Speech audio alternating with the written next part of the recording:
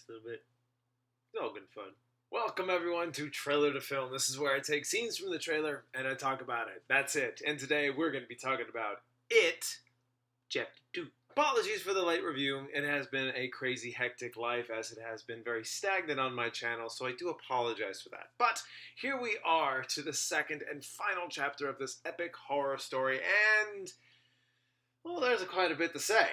If anyone is interested on what I thought about the original TV movie with Tim Curry, it'll be linked down below along with my review for It Chapter 1. So here we have it, It Chapter 2 and the rest of the story 27 years later. Our kids are much older now and moved away from Derry, Maine, all except for one, Mike, who decided to stay. So when the clues, evidence, sightings, and deaths start piling up once again in Derry, Maine, it might pretty much calls upon everybody to come together and defeat Pennywise once again, and this time, for good.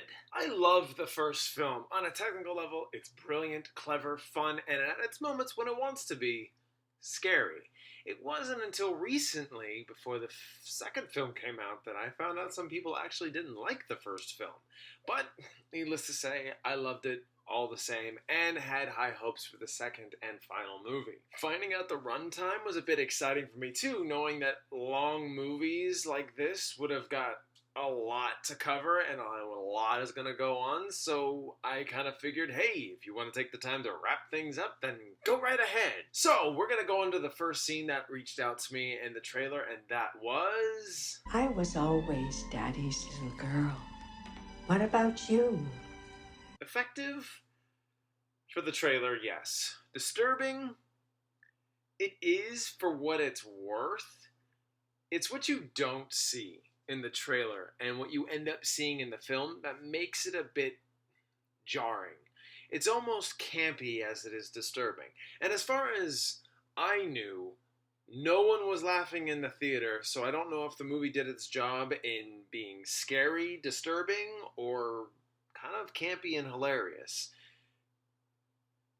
if you follow my drift. Which leads me to discuss the scares of this film. Each individual in the Losers Club deal with a scare alone as well as collectively in some parts. Is it always scary? No.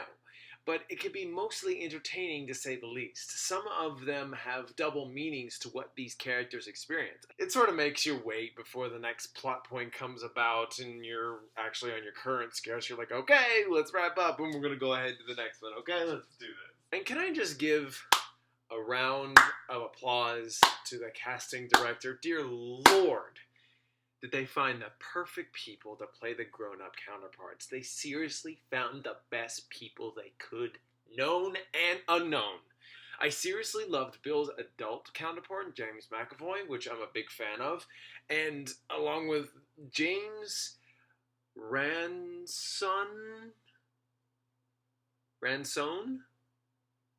I think. God damn it. I can't pronounce people's names. Be that as it may, I feel like a lot of people, everyone, seriously, hire that casting director for more projects like this. That was a damn good eye.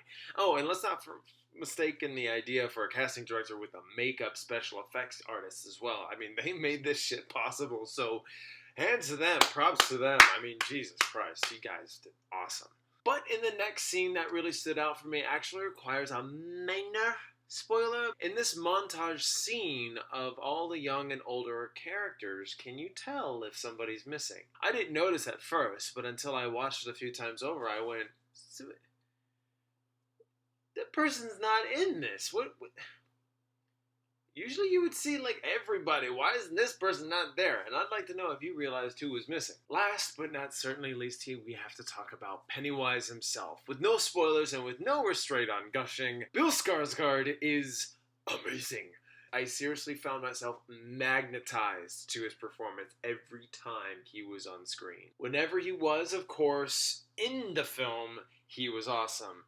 In the reviews, though, you may hear in the vastness of the internet, you might hear that there was a lack of Pennywise in this film. And to be honest, he is in it just enough, but he uses his forms to terrorize the adults, so it's still Pennywise, just not in the same form. As far as length goes, I don't know if I'm the only one, but I'd have to say from the first minute down to the last minute, or just before the credits rolled, for 3 hours, I really didn't find myself all that bored. I mean, there are some slow scenes, yeah, but in a critical eye, I can tell you some of the scenes came off more as awkward to me. Like there's this scene with the kid, the kid that's trapped in the mirror maze, and Pennywise is on one side and you have Bill on the other.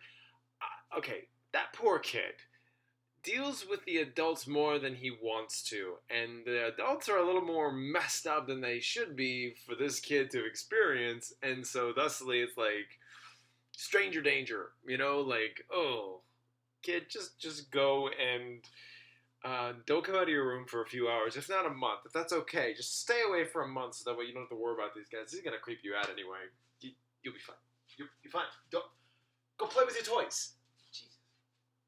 And the fact that he has to deal with Pennywise on top of it, oh god, I felt really bad for the kid. Not to mention the kid under the bleachers. Poor kid. Some of the scenes, even in the beginning, where all the losers gather together in the Chinese restaurant, I feel like where there were some scares in there too, I really feel like they kind of came out of nowhere and made the very obvious conflict start without a moment's notice. Sometimes the things to set off the characters were weirdly executed in ways like everybody's reacting and you get that one that kind of comes in from the outside and goes, is everything okay? Like, I'm just here, you're there, you're doing something with that chair. Cool. It's nice. Wow. Exits that way. It was just awkward. I'm just saying, awkward. So, guys, in the end, It Chapter 2 was one of my most anticipated movies of this year. It's fun, it's funny, entertaining, and as I would say, as far as the first into the second, first one's definitely more scarier.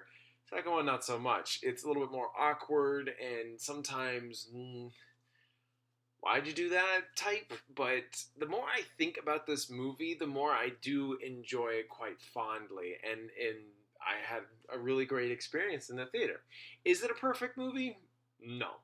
There are a lot of scenes sort of jumbled together, and sometimes not a whole lot happens. Sometimes the scares don't even make a whole lot of sense, but when that happens, it ends and then moves on to something that does work. So if you want my advice, go and just have fun. And if you get scared in the process, then that's just an added bonus. For that, I'm going to really confuse the hell out of you guys. I loved It Chapter 2 and would own it on Blu-ray. This movie won't be for you, but I'm a sucker for a horror movie that has great things attached to it on technical levels and entertainment levels.